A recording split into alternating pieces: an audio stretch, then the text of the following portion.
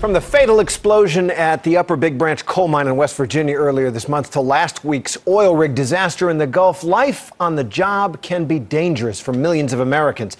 The statistics are chilling, but many of these accidents happen without anyone hardly noticing, as our chief investigative correspondent Brian Ross reports. Brian? Terry, more Americans are killed on their jobs in this country every year than have been killed in the entire 7 years of the war in Iraq. It is a hidden national tragedy. For years, workers at the Tulsa, Oklahoma plant of the country's biggest laundry company, Cintas, performed a very dangerous operation, as seen in company video obtained by ABC News. To dislodge the backup of wet uniforms being fed into the huge tumbling dryers, workers would climb onto the moving conveyor belt and give the pile of clothes a good kick, trying to avoid being pulled in. It's not like once a week or once a month thing happen. It can happen 3, 4, 5 times a day. An internal Cintas document shows the company knew of the problem by at least 2004, after a worker fell in an incident that could have resulted in serious injury and possible death. And a former employee who left in 2004 says shutting down the line was frowned upon when he was there. If you shut down the system, take a while to turn it back on, and that's delay. People sit, don't have a job to do. Cintas says after that employee left, it trained its workers to shut down the conveyor belt before climbing onto it.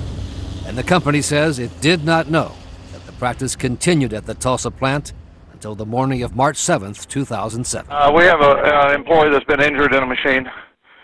What kind of machine? What's going on? Laundry dryer. Is something on him? No, he is in it. He's in it? Yes. That morning, Eleazar Torres was doing what he and others had done again and again at the Cintas laundry without shutting down the conveyor belt.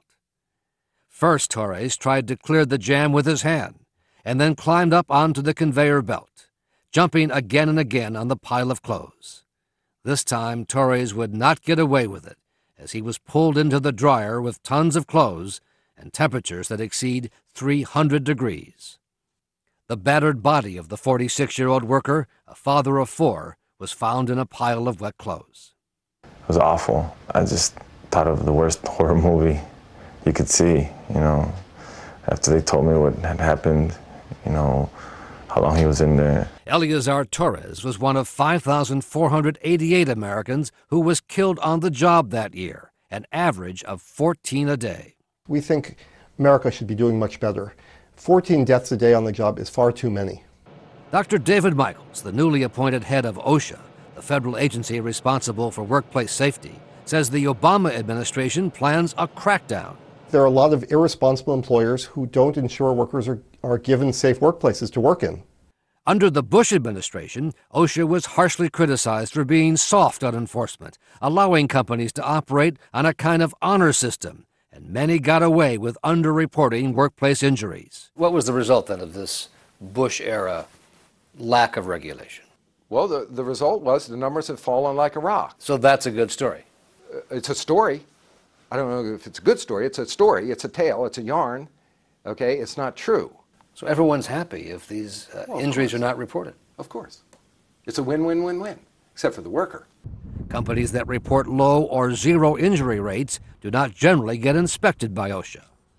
The sign outside the Salinas, California plant of the Smurfit Stone Paper Company says safety first. But state prosecutors say the drive to keep the injury rates at or close to zero led some officials here to falsify records. Francisco Polito had a finger cut off at the plant, but he says he was discouraged by a company official from filling out an OSHA injury report. He told me that it was going to be hard on me if it became a lost time accident. Prosecutors allege that Smurfit Stone Company officials also tried to send injured workers to a physician's assistant at a clinic instead of the hospital to avoid a record of medical treatment. They carried me down the rest of the stairs and outside, and I'm in extreme pain. Christopher Arruda says the plant manager refused to call an ambulance when he was injured or take him to the hospital. I'm telling him to, take me to the emergency room, and he's telling me, it's going to take too much time and all that. Last month, 2 Smurfit Stone plant managers pleaded guilty to criminal misdemeanor charges of concealing events that affected the injured workers' benefits. Prosecutors said part of the motivation was a bonus program for managers and workers if injuries were kept to a minimum or zero. That kind of intimidated employees from reporting that they actually got hurt at work, so they would say they got hurt at home. At the Department of Labor, the new head of OSHA says all of that will soon change. Brian, since the Obama administration began, we've hired more than 100 additional inspectors. Our rate of inspections is going way up. We're finding much more serious hazards, and we're issuing more citations. As a general rule, employers do not cheat. Baruch Felder, a former representative of the National Association of Manufacturers, says there's no evidence companies are systematically cheating on injury reports. I think they haven't found it up to this particular point, and I think that the notion that they're going to find an industry-wide attempt to hide the ball is going to be flawed. They shouldn't look? Shouldn't spend the money to look? I think they ought to spend the money to find people falling off roofs who aren't wearing their lanyards and their safety belts. I think the last administration was very comfortable with this idea that injury rates were slowly going down, but they didn't want to pick up the rock and look underneath it. I think what's going on here is there's an epidemic of programs that discourage workers from reporting injuries.